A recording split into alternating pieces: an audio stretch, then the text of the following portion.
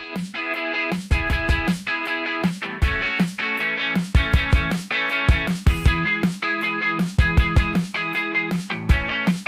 sistem pelajaran kita blok gitu ya.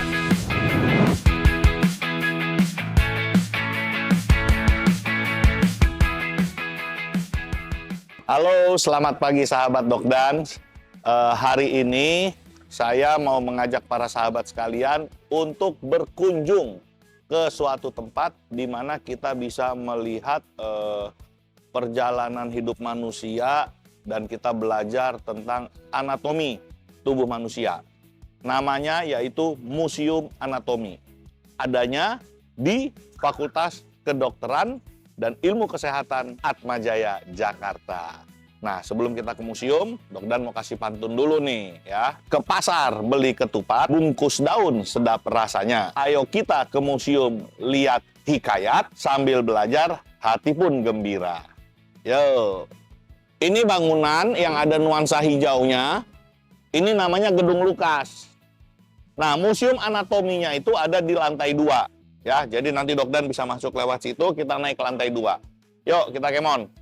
Nah, kalau sahabat Dokdan sudah masuk ke Gedung Lukas, ini di lantai dasar ya. Sahabat bisa lihat itu ada Apotik Atmajaya di sebelah sana. Lalu ini ada lift dan ini ada tangga ya. Dan ternyata di tahun 2026 Fakultas Kedokteran itu terbaik loh di Indonesia. Kampus swasta nomor 1 terbaik. Wih, hebat sekali ya. Nah, jadi sekarang kita mau naik liftnya aja. Yuk, come on.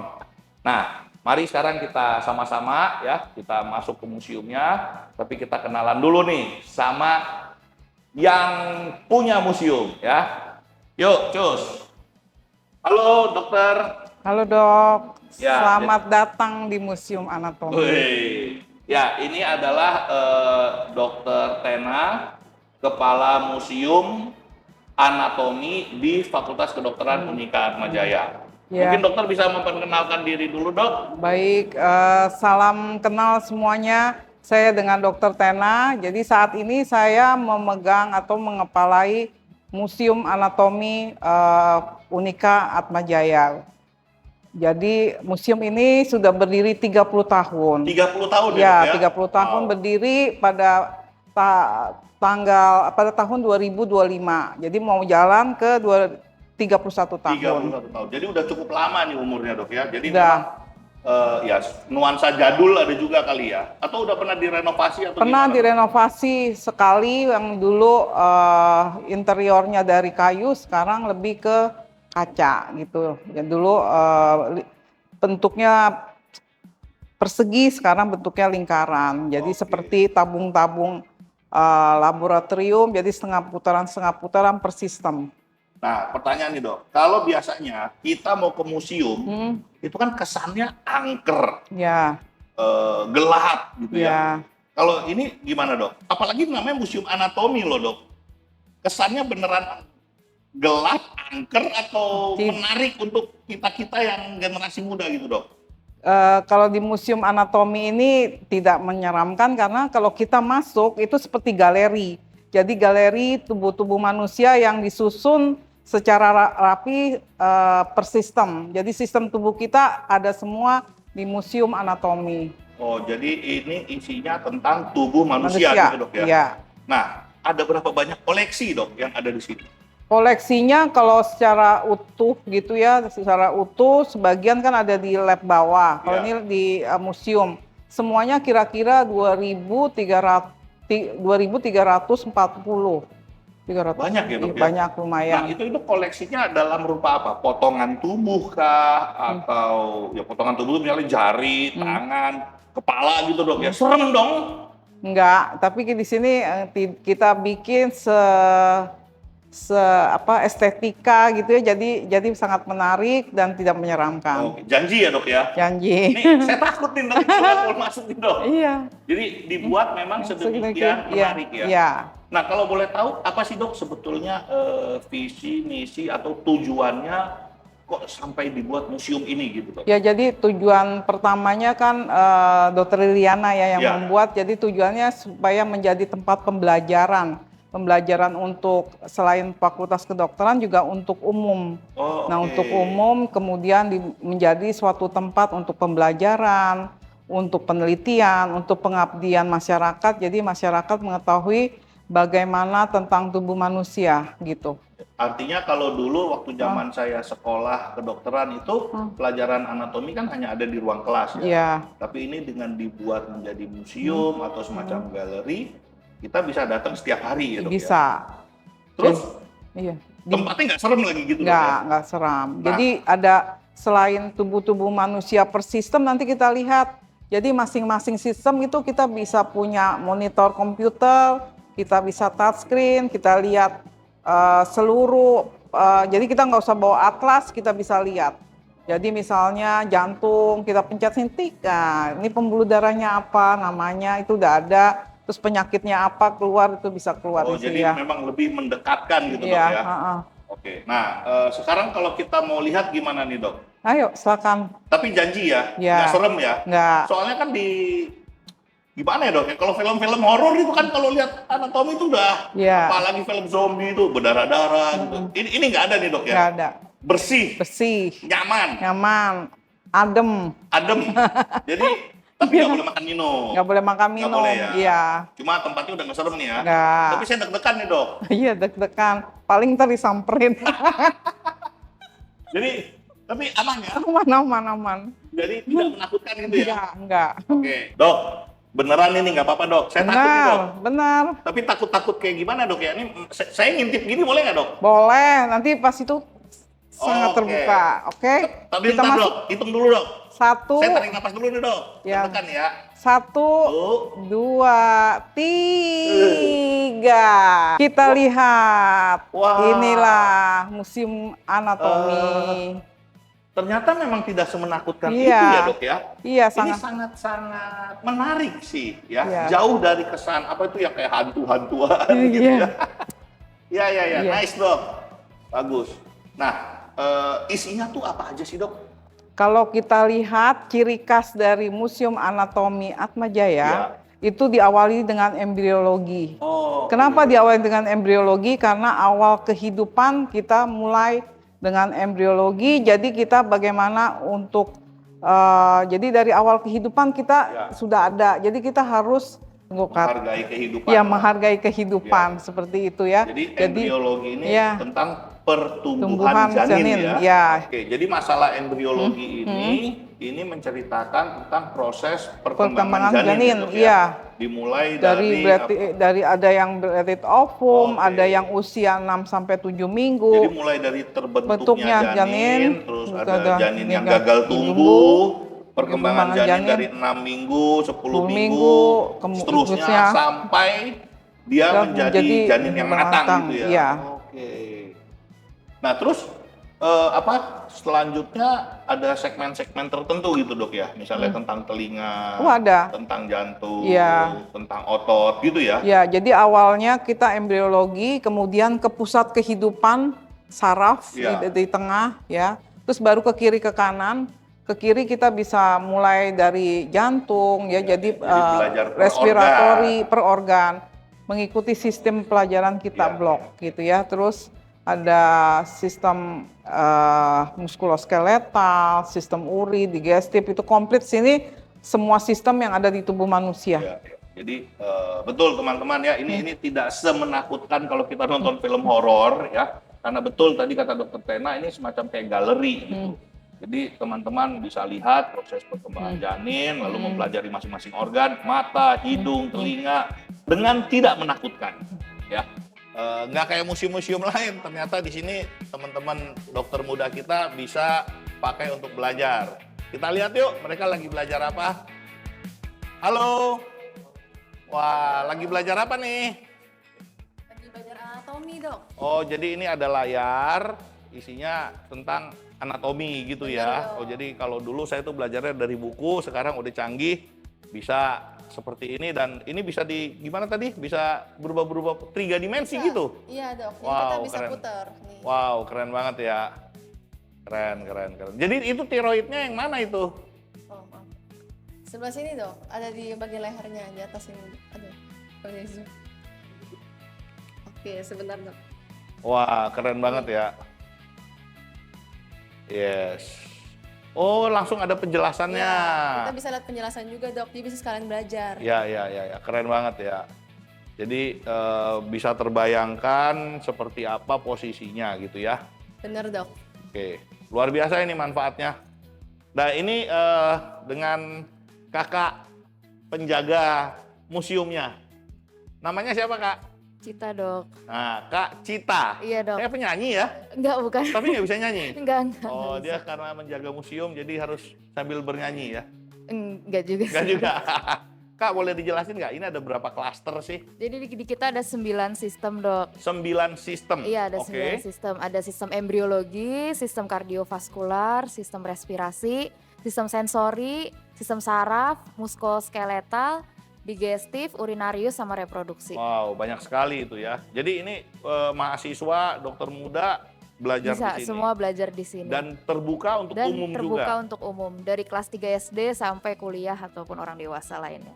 Nenek-nenek boleh juga dong. Bisa dok, bisa. Tapi yang kurang dari 3 SD nggak boleh. Dari 3 SD kita nggak menyarankan dok karena takutnya mereka trauma atau trauma, apa. ya. Iya, karena kan di Jadi sini selama banyak ini asli. banyak kunjungan yang datang. Banyak dok, banyak. Terus terinspirasi mau jadi dokter atau malah takut jadi Ada dokter anak-anak tuh? yang lebih banyak berani sih dok, Oh. yang takut malah dikit, nggak ada, jarang Wah, malah. menarik sekali ya.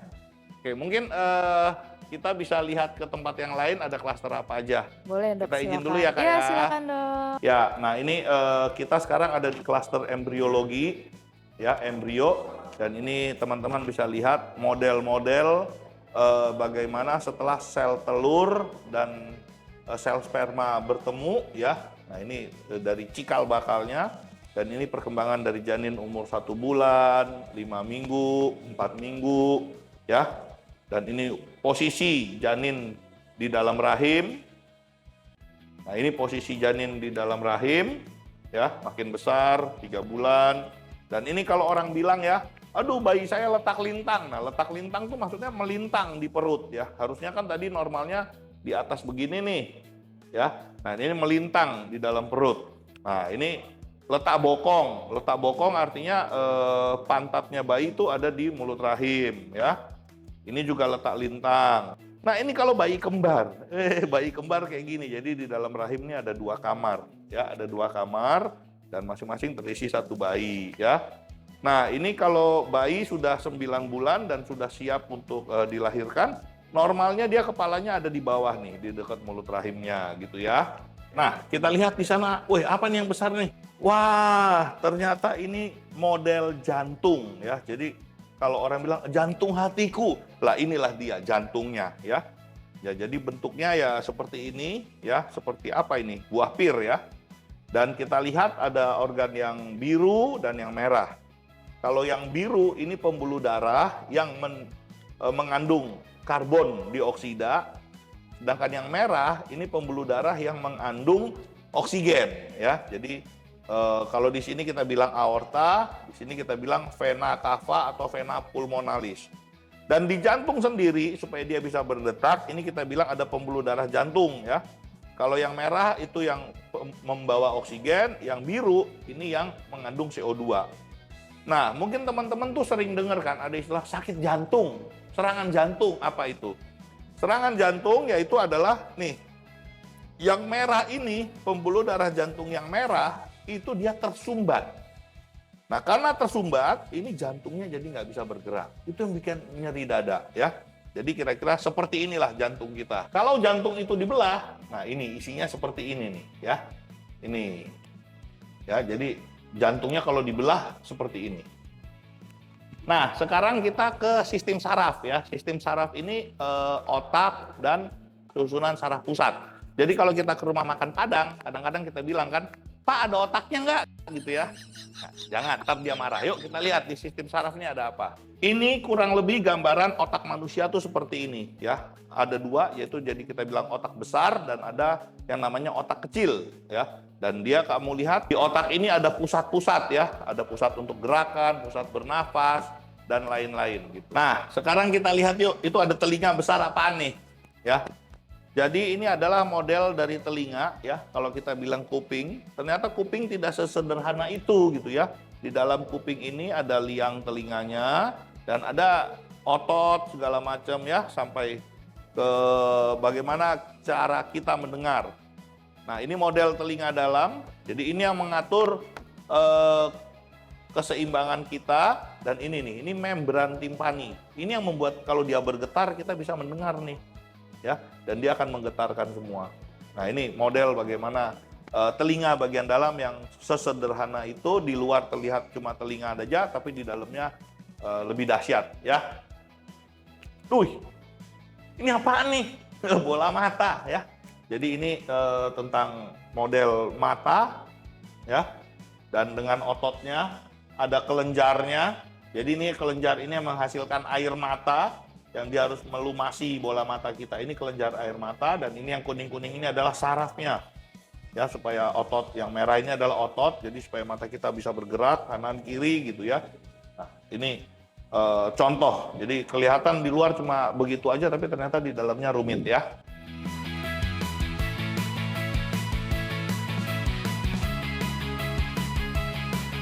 Nah, lalu dok, ini kan banyak tadi ada 2.400 sekian gitu. Ya. Itu cara perawatannya gimana sih dok? Oh, cara perawatannya ya, kalau di sini kan dimasukin ke formalin 4%. Oh, jadi yang memang untuk diawetkan ya, ya, jadi ini organ hidup, kalau ya? kita lihat bentuknya kan nggak ada kayak seperti air kan, Oh, oke. karena Iya, berbatasan dengan tutupnya. Iya, iya. Karena di sini formalin itu kan menguap. Betul. Jadi kalau ada uap dia Iya. berkurang, kita tambahi. Iya. Biasanya seminggu sekali kita cek ya, cairannya, terus apa ada yang seperti kena jamur atau itu sih sepertinya tidak ada ya, tapi kita cekin formalin. Jadi di sini nggak bau, Oke. karena formalinnya hanya 4%. Nah, dok, ini kan koleksinya banyak, Iya. dan tentunya pas nanti akan bertambah kan. Iya. Itu dapat dari mana aja sih dok koleksi-koleksinya dok? Selama ini kita dapat dari memang kita kerjasama dengan instansi yang menyediakan organ-organ tubuh Iya. manusia, jadi ada timbal kerjasama, jasanya. Kemudian ada juga yang beli dari vendor, misalnya kayak plastinasi, itu kita beli dari sana. Dan ada lagi dari sumbangan dari pasien yang memang rela mengasihkan, memberikan misalnya janin-janin ini, karena daripada dikubur tidak ada ilmunya, tapi diberi untuk umum. Oke. Kenapa keguguran, kenapa aborsi kayak gitu. Tadi kan dokter ada nyebut plastinasi ya, itu berarti metode pengawetan Iya. gitu dok ya. Jadi misalnya ada organ diawetkan dengan cara plastinasi. Oke. Nah, terus tadi dokter juga bilang ada yang memberikan ya. Iya. Jadi mungkin boleh nggak saya mengajak nih dok, misalnya ada penonton nih, pemirsa yang punya organ apa, terus daripada dibuang atau mau dikubur juga takut, tapi supaya bisa dikenang, dia menyerahkan ke Museum Anatomi, boleh dok? Boleh. Jadi Boleh ya? boleh, silakan datang ke sini. Kita ada formulir-formulir yang harus diisi karena berhubungan dengan etik ya. Jadi ada yang misalnya di sini pernah melahirkan tapi anaknya cacat. Jadi dia sumbangkan ke sini, kita mendapat ilmu gitu misalnya. Itu contohnya sindrom Marden Walker, jadi tidak punya kepala yang jadi supaya orang tahu, oh ada kelainan ini, misalnya otak kecilnya nggak kebentuk gitu ya. Jadi bisa disimpan di sini, atau juga full body juga terima, yang kayak silent mentor gitu bisa di Nah, sini. jadi untuk penonton atau sahabat Dokdan ya yang tertarik untuk mengabadikan momen-momen tertentunya ya, kami sangat berterima kasih kalau ingin disumbangkan ke Museum Anatomi FK Atmajaya. Iya. Dan sesungguhnya sumbangan Bapak, Ibu, dan penonton sekalian ini semata-mata kita gunakan untuk pendidikan. Iya. Dan kita akan memperlakukan dengan sungguh hormat Iya. ya. Dan ini demi pendidikan dan pengetahuan semata. Jadi jangan ragu ya, keuntungan Bapak Ibu itu bisa mengabadikan. Ya. Jadi sebagai guru. Betul. Guru untuk mahasiswa, masyarakat umum untuk mempelajari. Jadi untuk yang sudah memberikan, kami mengucapkan banyak terima kasih, dan untuk yang mau memberikan, ya ini bisa digunakan sebagai suatu kesempatan, gitu ya dok ya. Yang mau berkunjung, Mungkin ada pesan-pesan khusus atau ajakan gitu, gimana dok? Jadi ajakannya jalan-jalan ke Jakarta Utara. Wih, cakep, bikin pantun ya. Ya, udara laut terasa di dada. Asik. Ingin tahu isi tubuh manusia? Jangan lupa Museum Anatomi FK Atmajaya punya semua. Dokter, terima kasih. Sama. Mudah-mudahan Terima kasih. museum ini makin bermanfaat. Terima kasih, mudah-mudahan ya. juga bisa terawat dengan baik dan Baik. membawa kebaikan buat kita semua. Terima kasih dokter buat kesempatannya. Terima kasih. Bye-bye pemirsa. Biasanya apa dok? Ada penutupnya dari perkumpulan museum? Museum di hatiku. Oh, museum di hatiku. hatiku. Terima kasih. Terima kasih. Sampai jumpa.